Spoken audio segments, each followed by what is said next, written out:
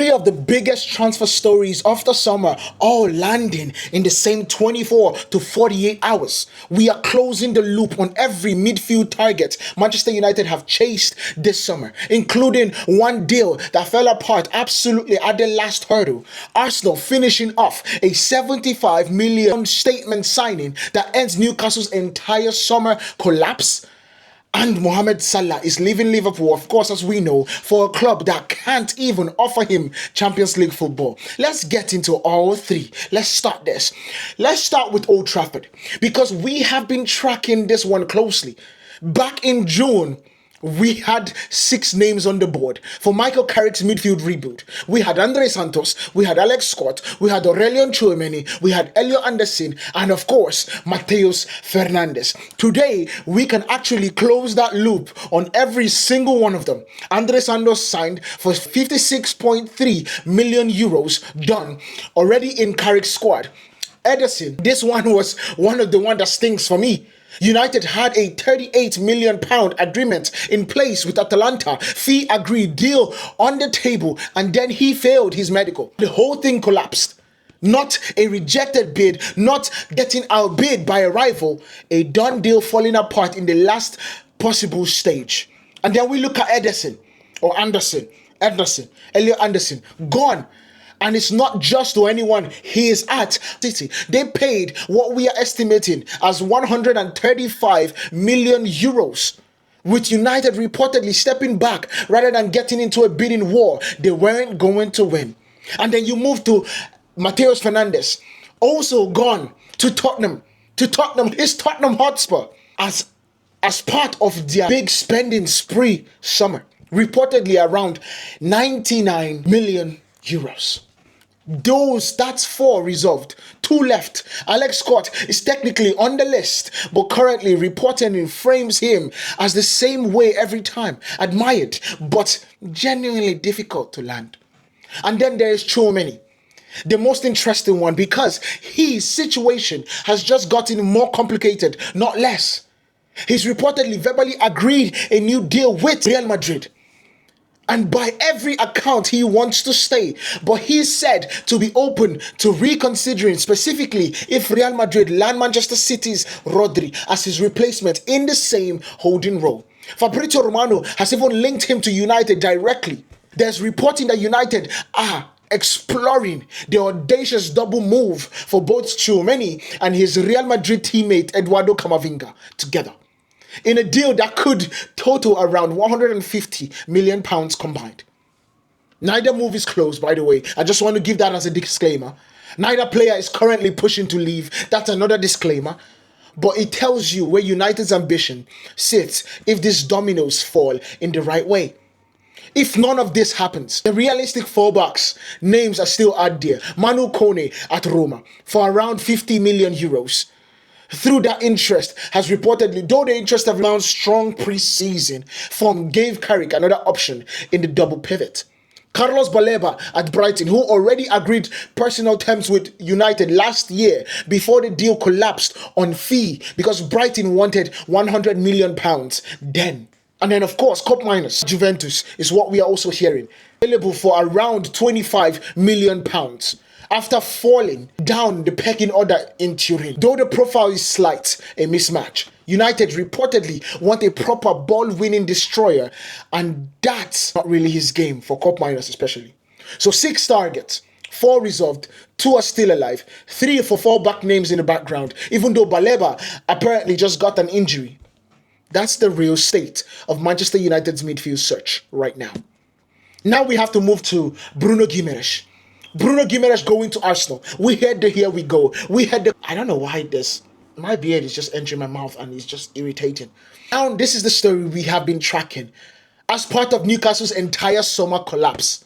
By the way, if you haven't known, we are making a video that would cover Newcastle's collapse from last summer to this summer, and it's going to absolutely be ecstatic. It's going to be so much fun to watch. So make sure you guys are locked in for that one. Hit that subscribe button. Do not fail to hit the subscribe button, because it has reached a conclusion in this particular level for Newcastle. Arsenal have agreed a £75 million fee with Newcastle for their captain, and he has been given the permission to travel for his medical. You will see the figure reportedly differently depending on the outlet. Roughly $100 million in the US, 87.5 million euros on transfer market. Same transfer, different currency framing. You get me? Different currency framing. Here's what makes this deal specifically notable. Guimarães still had 2 years left on his contract. This isn't a player running down his deal for a cut price exit. No. Paid full proper money for a player under contract. Per Sky reports, the deal only came together because two things lined up at once.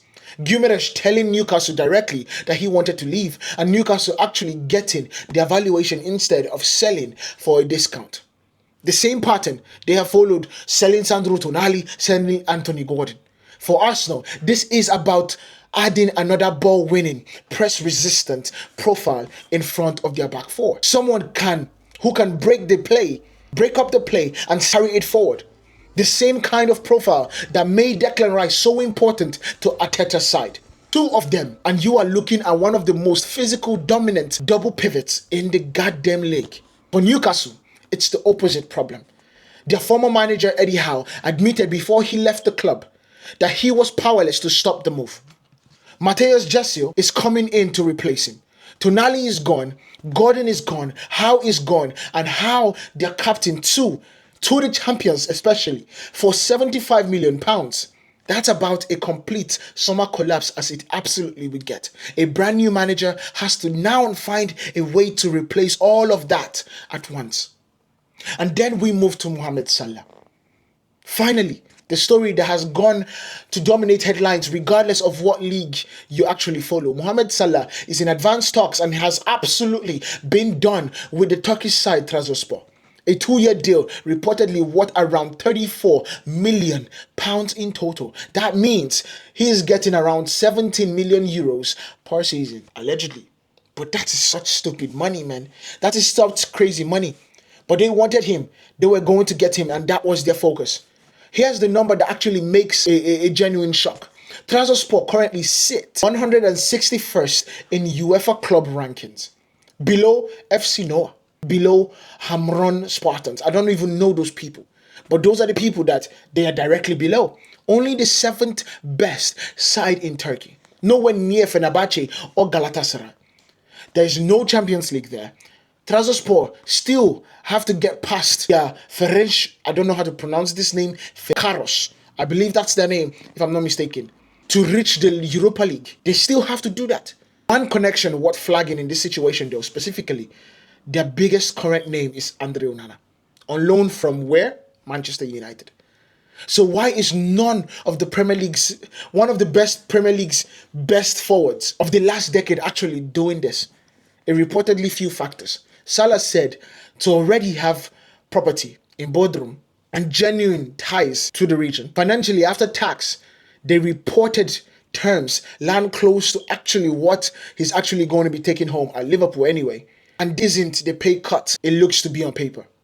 There's brother talk about favorable financial conditions and state-linked sponsorships, helping the Turkish clubs make a move like this to work.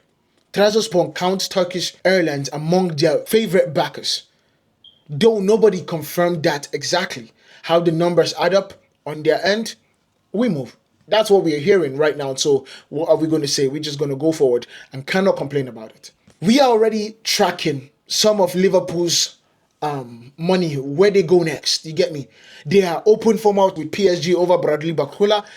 And we have also heard about Ibrahim Mbaye. And that's one of them to watch. Those are one of them that we are going to watch. Whatever the full mechanism turns out to be, this is the biggest name to leave the Premier League this summer. It is. Going to a club casual fans probably have never even heard of. That's worth the whole segment on its own. So I hope you guys enjoyed that one. 3 stories. One day, United finally getting closure on their midfield search. Arsenal clout Newcastle's collapse. And Salah stunning the entire world of football. All 3 still have threads left to pull. Chouameni, Real Madrid situation, Guimarães medical, and where Liverpool are going to spend next. We will be tracking every one of them here on Pillar Sports. Which of these 3 actually surprised you the most? Let me know in the comments. I'll see you guys in the next one. Hit the subscribe button, hit the follow button, and I'll see you guys. Peace.